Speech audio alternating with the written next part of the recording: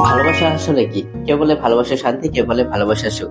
আর আমি বলি ভাই একটা উপন্যাস পড়লেই বুঝবেন ভালোবাসা আসলে মাথার চুল ছেঁড়ার আরেক নাম। আমার হাতে এখন কি আছে বলবো না আমি, তবে এই বইটা আজকে পড়বো আর দারুণ দারুণ রিয়েকশন দিব আপনাদেরকে।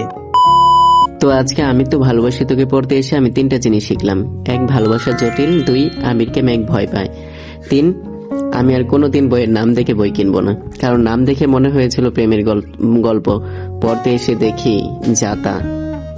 এই বই পড়ে আমার নিজের জীবনকে এখন সবচেয়ে বেশি সুখী মনে হচ্ছে। যাই হোক, আর যদি আমি এই বই শেষ করতে পারি তাহলে আমাকে আপনারা পাঠক বলবেন না, বেঁচে ফেরা মানুষ বলবেন। আজকে আমরা পড়বো আমি তো ভালোবাসি তোকে। নামটা এত সিরিয়াস, কিন্তু গল্পের অবস্থা এমন যে আমি প্রতি 5 মিনিট পর পর বই বন্ধ করে বলতেছি, ভাই তোমরা একটু স্বাভাবিক হও। আমি বই পড়তে বসছি শান্তিতে, কিন্তু আবির মেঘ আমাকে শান্তিতে বই পড়তেই দিচ্ছে না। 1 মিনিট, মেঘ আবিরকে ভয় পায়। এটা আবার কেমন সম্পর্ক? চাচাতো ভাই দেখলে যেখানে সাধারণত মানুষ বলে হে আবির কেমন আছিস, সেখানে মেঘের অবস্থা আবির ভাই আসতেছে মানে দূর। আমাকে কমেন্ট করেছে ভাই আপনি কি নোবেল প্রেমী? তো ভাই এটা কিভাবে হয়, নোবেল আবার প্রেমী? হয়তো বলবে যে হ্যাঁ বুকস লাভার বা নোবেল লাভার। আমিও কি বলা শুরু করেছি, তো এরকম ছাপড়ি কমেন্ট কেন করে? তো ভাই আমি উপন্যাস পড়তে পড়তে পুরো শহীদ হয়ে যাচ্ছি, শুয়ে বসে এদিক সেদিক করে, মানে কি একটা অবস্থা। আর এইদিকে এই টাইপের বই আমি তেমন পড়ে অভ্যস্ত না, আমি জোর করে মনে হচ্ছে পড়তেছি। তো আমি মনে হচ্ছে যে এখন ক্লাসে বসে আগে যেভাবে পড়াশোনা করতাম সেভাবে পড়তেছি, আর পড়তে পড়তে তো আমি শুয়ে গেছি। আমার মতো কার কার এই অবস্থা হয়? এখন তো পড়তে পড়তে পুরো ঘুমিয়ে গেছি। আমার এই একটা অবস্থা, মানে আমি যদি মনোযোগ দিয়ে 5 মিনিট পড়ি তাহলে আমার আধা ঘন্টা ঘুম চলে আসবে।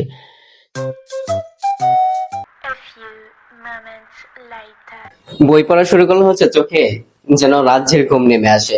যাই হোক, আবির পড়তেছিলাম তো, মানে আবির ছেলেটা ভালো না একদম। আচ্ছা আমরা এখন ফ্রেশ হয়ে গেছি, এখন একটু ব্রেক নেব। আমি বাহির থেকে কিছু খেয়ে আসবো, চলো তোমাদেরকেও নিয়ে যাই। সামনের ক্যামেরা ওপেন করলে আমার আয়না হয়ে যায় সামনের ক্যামেরা। তো আমি বের হয়ে গেলাম, কোথায় যাব জানি না। এদিকে আমি আমার ছায়ার একটা ফুটেজ নিয়েছিলাম। আমি অনেকক্ষণ এই জায়গাটা অপেক্ষা করেছি, মানে রিক্সার জন্য। রিক্সা আসতেছে না আসতেছে না, তো অনেকক্ষণ অপেক্ষা করার পর একটা রিক্সা চলে আসে।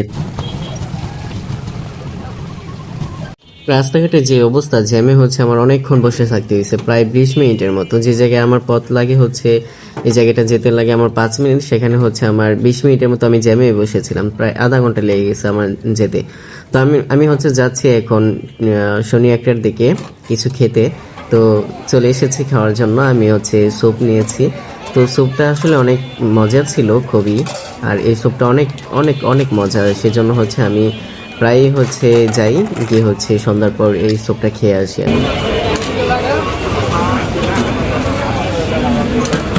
অবশেষে আমরা ব্রেক নিয়ে আবার বাসায় চলে আসলাম। তো যাওয়ার সময় খুব জ্যাম ছিল, আসার সময় তেমন জ্যাম ছিল না। মেঘের আবিরকে ভয় পাওয়ার ব্যাপারটা এত সিরিয়াস, আমি ভাবলাম আবির বুঝি সামনে দাঁড়িয়ে বলবে মেঘ তোমার সাথে আমার কথা আছে। আর মেঘ আম্মু আবির ভাই ডাকছে। ভাই আমি এই বই পড়তে আসছি, কিন্তু এখন মনে হচ্ছে আমি একটা পারিবারিক কোর্টের বিচারক। আমি এই বই পড়তে পড়তে নিজের জীবন নিয়ে ভাবলাম, আমার জীবনে মেঘ নাই, ভুল বোঝাবুঝি নাই, প্রেম নাই, শুধু মোবাইলে 17টা নোটিফিকেশন আছে। এর মধ্যে 14টা ফেসবুক গ্রুপের, 2টা বিকাশের, আর একটা দারাজের অফারের।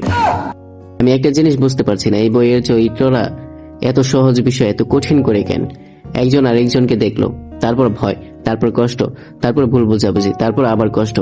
ভাই একবার বসে কথা বলো, পারিবারিক হোয়াটসঅ্যাপ গ্রুপ খুলে ফেলো।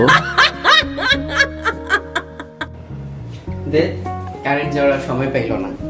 বইয়ের ভিতরে একটা ইন্টারেস্টিং লাইন পেলাম, আপনি গুরু আমি শিষ্য, বুদ্ধি আমার কম, আপনি বোঝাইয়া দিলেন কি যেন তারপর। আচ্ছা যাই হোক, আমি তো ভালোবাসি তোকে, এটা কিন্তু আমি পুরোটা পড়ি নাই, মানে পুরোটা পড়া আমার শেষ হয় নাই। আমি দেখি স্টাডি ব্লগ করবো, পুরোটা পড়ে রিভিউ দেবো। তো আজকে কিছুটা স্টাডি ব্লগ দেখালাম, আমার বইগুলো দেখালাম। তবে আমি তো ভালোবাসি তোকে, এটা আপনাদের কাছে কেমন উপন্যাস মনে হয়? মানে রুচির দুর্ভিক্ষ বা অখাদ্য উপন্যাস, বা এই উপন্যাস দিয়ে আমাদের কি উপকার হচ্ছে, আপনি কি মনে করেন?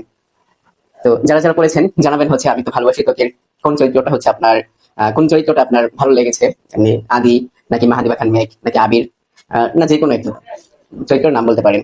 তো সামনে আমি আরো অনেকগুলো বই নিয়ে ব্লগ করবো আর স্টাডি ব্লগ দেখাবো। তো ভালো থাকবেন, টাটা।